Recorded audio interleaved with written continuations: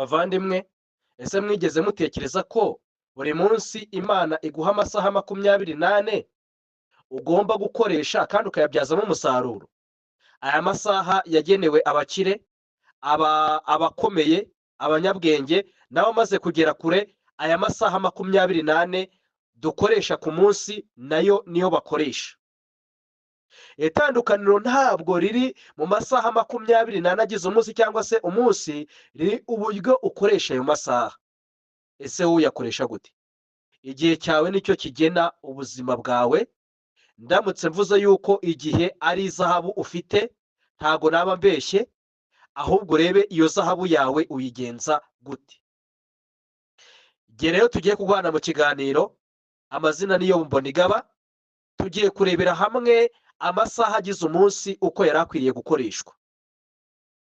Amasaha agize umunsi ubuzima busanzwe ni amasaha 24 agabanyije mu byiciro bitatu. Hari amasaha 8 yo gukora, hakaza amasaha 8 yo kuruhuka no gusomamo ibitabo. Turagenda tureba ibyakagombye gukorwa muri ayo masaha. Noneho hakaza n'igika cya gatatu cyane masaha 8 y'ikiruhuko cyangwa se y'ijoro. Reka turebere hamwe uko aya masaha yari akwiriye gukoreshwa n'ibyo umuntu yari akwiriye gukora. Reka tubane muri video kugeza igeze ku musozo. Nyuma y'iyi video uri buze kumenya uko ukwiriye kwitwara ndetse uhindure n'uko wakoreshaga igihe cyawe, dore ko hari byinshi byangirikaga kubera ko utabyitagaho. Aya masaha uko ari 24, igice cya mbere amasaha 24 agabanyije muri iyi migabane ikurikira. Umugabane wa mbere, amasaha hagati ya 7 kugeza ku 8 ni amasaha yahariwe ikiruhuko cyo gusinzira. Niba udasinzira neza, ubwonko bwawe ntibukora neza. Menya yuko iyo umuntu yagize ikiruhuko gihagije ndetse mu bitekerezo bye araruhuka, n'ibyo akora akabikora atuje, kubera yuko yahaye umubiri we, tumenye yuko ikiruhuko nacyo ni ngombwa. Umuntu ushaka gutsinda agomba kuruhuka bihagije. Ariko uzasanga kenshi umuntu afata igihe akagipfusha ubusa, ntagikoreshe nk'uko bikwiriye. Niyo mpamvu twabategura iki kiganiro kugira ngo tumenye uko twari dukwiriye gukoresha igihe. Icyo tugomba kumenya, hari umusemburo witwa GABA. Uyu musemburo ukaba ari umusemburo ukunda gusekeretwa mu masaha ya nijoro, guhera mu masaha umuntu waryamye saa moya, saa 2, ni ukuvuga ngo mu masaha 4, saa 5, ni ukuvuga ngo uyu musemburo aho umuntu aba ari mu bitotsi byitwa deep sleeping. Ni icyiciro cy'ibitotsi aho umuntu neza twavuga yuko aba yagezeyo. Noneho ahangaha uyu musemburo witwa GABA niho usekeretwa n'ubwonko. Noneho uyu musemburo ushinzwe iki? Ufite akamaro ko gusiba ibyo umuntu yanga no kwemeza ibyo umuntu akunda, ubwonko bukabuha icyerekezo. Rero menya ibintu bijya bikubera inzitizi kugira ngo utabasha gutsinda mu nzozi zawe, ntubashe kugera ku byo wifuza. Rimwe na rimwe iki kiruhuko nacyo ni uko utagikoresha nk'uko bikwiriye. Muri buze kutwandikira muri komanteri mutubwire nimba koko mubona ikiruhuko mubona, nimba mugikoresha neza nk'uko bikwiriye. Reka dukomeze. Hakaza amasaha y'akazi hagati ya 6 n'8. Aha niho iterambere ryacu rishingiye. Ariko icyo tugomba kumenya, nubwo aya masaha 6 kugeza ku 8 ari amasaha umuntu yakagombye gukora akiteza imbere, ntago ari ukuyamara gusa ngo kuko ngo aya masaha y'akazi ngo umuntu yakoresheje, ahubwo ni amasaha umuntu yakagombye gukora akayakoresha neza, bikabasha kumugeza ku nzozi ze. Nawe urebe akazi kawe kugapanga, urebe uko ukora akazi, waba wikorera waba ukorera abandi, uko ukoresha aya masaha y'akazi uyabyaza umusaruro, ni nabyo bigenda iterambere ryawe ry'ejo hazaza, ni naryo rigena icyo uri cy'aka kanya ndetse no mu gihe kiri imbere. Nimba uyapfusha ubusa ugahugira mu bidafite agaciro, nyamara ugasanga wakagombye kuyakoresha akakubera intsinzi y'inzozi zawe, hindura imyumvire guhera uyu munsi ukimara kumva iki kiganiro. Icyiciro kindi, kwita ku mubiri amasaha 2. Ubuzima bwiza ni isoko y'iterambere, kuko amagara mazima, iyo uri muzima ubasha gukora, rero mu gihe ubuzima bwawe butahagaze neza bitewe n'uko nawe utitaye ku mubiri wawe, ubwo harimo imyitozo ngororamubiri, iyo ni siporo, hakazamo gufata amafunguro meza bayateguye mu gihe gikwiriye, hakazamo no kugira isuku y'umubiri ndetse n'iy'imyenda muri rusange n'aho uba. Ibi byose twabihariye amasaha 2. Ibi nabyo ni ingenzi mu buzima kuko birakenewe mu buzima bwa buri munsi muri ya masaha 24 agize umunsi. 4, kwiyungura ubumenyi. Ubwo ni ukuvuga ku bwenge wowe wari usanzwe ufite, wakagombye gufata umwanya bitewe n'ibyo wize ugasoma ibitabo, ukajya kuri interineti ukareba bijyanye n'ibyo ushaka kwiyunguraho ubumenyi. Abatsinda bose bafite ikintu bahuriyeho. Abantu ubona basa nkaho bamaze gufatisha ubuzima cyangwa se bamaze kugera ku ntsinzi, hari ibintu bahuriyeho mu buzima. Bahora biga buri munsi, bahora bunguka ubumenyi. Rero iki cyiciro twagihariye amasaha hagati y'isaha 1 n'amasaha 2. Nawe reba nimba iki gihe ujya ukigira cyo kwiyungura ubumenyi uko bukeye n'uko bwije, cyangwa se wumva w'ibyo uzi wumva bihagije. Muri buze kutwandikira mutubwire uko mwakoreshaga igihe cyanyu, ndetse nyuma yo kumva iki kiganiro n'iyi videwo utubwire ko ugiye kwitwara ndetse n'uko ugiye guhindura uko witwaraga. Icyiciro kindi twavuga ko ari icya 5, twakagombye no gufatira umuryango wacu umwanya guhera ku isaha 1 ukageza ku masaha 2. Igihe uha umuryango wawe ni ishoramari ridasaza. Ahangaha navuga ngo ababyeyi babyaye bakagombye gufata umwanya bakaganira n'abana babo, abasaza bakaganira n'abuzukuru, bakicara bakaganira. Mu kiganiro arimo ndumva cyatambukijwe n'umupasiteri witwa Antoine Rutayisire, yavuze ukuntu abuzukuru be bamusuye, umwuzukuru amutegeka kuba yamujyana ku ishuri, kandi umubyeyi abyemera neza, abifata nk'inshingano. Urumva aba arimo amurebamo ikintu kidasanzwe. Nyamuneka niba utagiraga igihe cyo kwita ku muryango, fatira umuryango wawe igihe. Noneho nimba uri umugabo, abana bakwiyumvemo, nimba uri umumama, abana bajye bakwisanzuraho, muganire, ubagire inama. Hano niho ubigisha ubuzima bujyanye na buri kimwe cyose kiba gikenewe muri ubu buzima, ukabatoza ibyo batazi, ukabaha inama n'impuguro. Ibyo ngibyo uba urimo urabiba imbuto nziza. Mu yandi magambo uba ubaye umushoramari mwiza, ndetse ugashora imari mu burere bw'abana bawe. Abana barerwa mu gihe ubitayeho. Mu gihe utabitayeho rero, uburere mu biganiro byatambutse mugende murebe. Ni ukuvuga ngo ibiganiro twakagombye kumenya ni uko abana bangirika bitewe n'uko barezwe nabi. Iyo mwana wowe nk'umubyeyi ukoze inshingano z'ibikureba, ibindi bigapfa, icyo gihe usigara umutima wawe nta rubanza ugucira, warakoresheje igihe cyawe neza. Nyamuneka rero muryango ba papa ba mama, nimufatire umwanya imiryango yanyu, mujye mugira igihe cyo kuganira. Hano muri ya masaha 24 agize umunsi, ibi ni ibikorwa bya buri munsi byakagombye gukorwa ku munsi. Ukabonera amasaha hagati y'isaha 1 n'amasaha 2, umuryango wawe mwicaye mukaganira, mukajya inama, ibibazo ibitagenda neza mukabiganiraho, iterambere ry'urugo mukariganiraho. Umwana nawe agafata ijambo ku buryo umureramo ikintu nawe ubwe igihe azaba ageze mu rwe azabasha kukirera mu bana biwe. Niyo yakagombye kuba isoko y'iterambere, ryakagombye guhera mu rugo iwacu. Icya 6, gutekereza no gutegura ibyo umuntu ashobora kuba yakora cyangwa se imishinga umuntu yaba agiyemo. Ibyo twabihariye iminota 30 kugera ku isaha. Tegura ubuzima bwawe. Ni ukuvuga ngo wakagombye gutegura ubuzima bwawe, ahubwo ntiwumve ngo burakeye burije, burakeye burije, ngo ubeho uko amasaha akurikirana, uko umunsi ukurikirana. Oya, ahubwo tegura ubuzima bwawe. Gira igihe cyo gutegura uko upanga ubuzima. Cyane cyane umuntu akimara kubyuka niho umuntu yakagombye gutegura ubuzima bwiwe.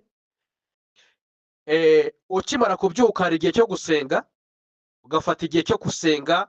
Nyuma yo gusenga no kwiga ijambo ry'Imana, yaba ari wowe ndetse n'umuryango muri rusange, ariko gira igihe cyo gutegura. Nawe ushyira ibintu ku murongo, uvuge ngo uyu munsi ndibuze gukora iki. Noneho kwisoza mbere y'uko uza kuryama uze kwikora icyo bita auto evaluation cyangwa se self evaluation, urebe ngo ni ibiki nkora bitagenda, ibyo nari nasetinze nagombaga gukora uyu munsi ni ibiki bitagenze neza nk'uko bikwiriye, nehe hari gap, nehe nahushije intego, ese ni ibiki byatumye ntarasa ku ntego y'icyo nari niyemeje gukora uyu munsi. Ibyo bizagufasha kugira ngo ubuzima bwawe bube bufite icyerekezo kandi bwubakitse. Rero iki cyiciro cya gatandatu hagati y'iminota 30 n'isaha, tekereza unategure ibyo ugomba gukora, cyangwa niba ari akazi ugiye kujyamo utegure uko akazi ugomba kugakora uko gapanze, ndetse uze kugakora neza kugira ngo ukanoze ibintu byose bibe bipanze neza kuri gahunda. Ikindi, igihe cyawe igihe cyahariwe relaxe, ni ukuvuga ngo wakagombye kugira relaxe ariko idakabije. Igihe navuga yuko cy'ikiruhuko, ariko ntufate igihe ngo prolonge. Icyo gihe cy'ikiruhuko nacyo wakagombye kukiruhukamo, ariko ufite ibyo urimo urakora, ufite ibyo urimo uratekereza, urimo urafata umwanya wo gusa nkaho uruhura ubwonko bitewe n'ibyo wari urimo, kugira ngo utegurire ubwonko kwinjira mu kindi cyiciro cy'icyo ushaka gukora, cyangwa se byo gukomeza akazi wakoraga. Ibyo rero nabyo wakagombye kubifatira umwanya. Niyo mpamvu mu masaha 24 agize umunsi, ibanga abakire baturusha ni ikintu kimwe, ni uko abakire benshi bahora biyungura ubumenyi, kandi igihe cyoba cyabaye izahabu kuri bo kuko bakibyaza umusaruro uko bwije n'uko bukeye. Niyo mpamvu ubona iterambere, bagira ibyo baba barakoze bagezeho, ni uko bazi agaciro k'umunota, bazi agaciro k'isegonda, bazi agaciro k'isaha. Niyo mpamvu ibyo byose mu masaha 24 agize umunsi bazi kubibyaza umusaruro neza, kugira ngo iterambere ryabo rikomeze kwiyongera, giye gusubira hasi. Rero niba wakoreshaga igihe cyawe nabi, aya niyo mahirwe uhawe kuri iki kiganiro, kugira ngo wongere utekereze icyo wari ukwiye gukora, ibyo wakoraga bitagenda neza wongere kwikosora, ushyire ibintu ku murongo. Ntarirarenga ku mugani, abanyarwanda nibo bajya bavuga ayo magambo ngo ntarirarenga. Rero turimo turagenda dusatira umusozo, nubwo tuzabirambura mu buryo bwimbitse, ariko dore ikintu gituma ibintu bigera muri bitatu bituma igihe cy'umuntu gipfa ubusa, cyangwa se bisenya igihe cy'umuntu. Icya mbere ni social media idafite gahunda, ugasanga umuntu yagiye umwanya yapanzemo gukora ikintu, ari hahandi uza gukora self evaluation, muri igenzura uko akazi kawe wagakoze, ugasanga hari ibyo utakoze nk'uko bikwiriye. Ni ukuvuga ngo uba ufite ibyo wahugiyemo bidafite agaciro, utari wapanze kuri gahunda.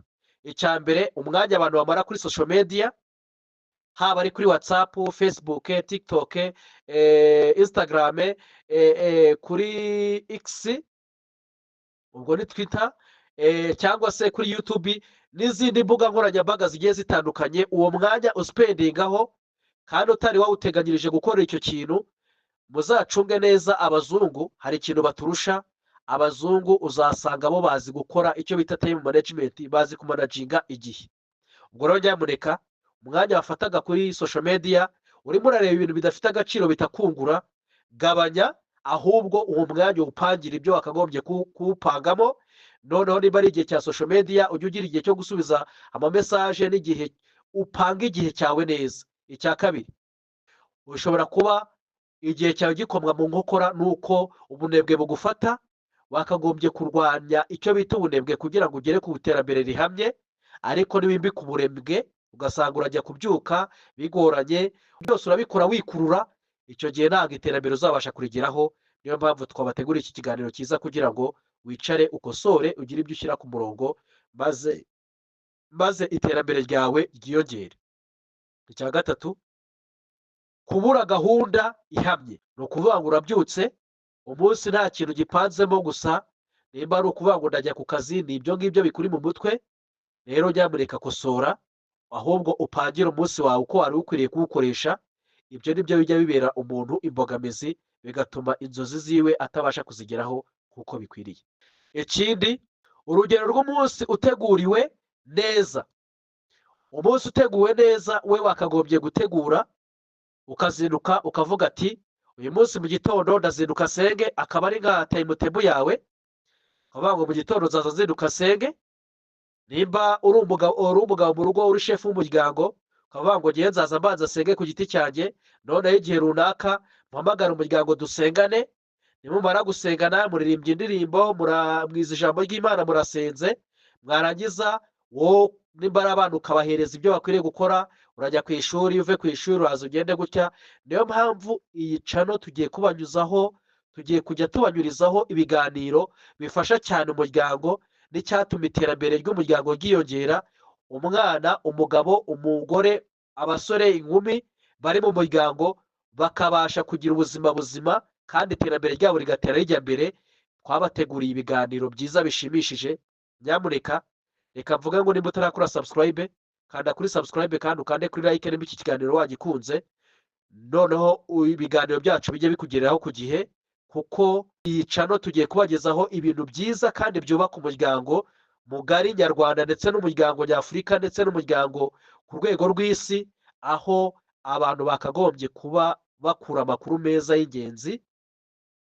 Ndamutse mvuze yuko tugiye kujya tubakorera ibintu mudashobora kuba mwakura ku yandi macano cyangwa se ku zindi mbuga zigiye zitandukanye, tugiye kujya tubakorera ikintu gifitiye inyungu, cyazamura umuntu kikagira aho kimuvana ku iterambere rimwe kikamugeza ku rindi, haba mu by'ubwenge, mu by'umubiri, mu mpagarike yacu, kuri buri kintu cyose byafasha umuntu kugira ngo abashe kugera ku ntego y'icyo yifuza kugeraho. Turasoza rero tuvuga ngo niba ushaka ko ubuzima bwawe buzamuka, tangira uhindure uko ukoresha amasaha 24 yawe. Umva ko ayo masaha waramutsemo iyo zahabu yawe. Rero iyo zahabu reka mvuge ngo yikoreshe ibyaza umusaruro.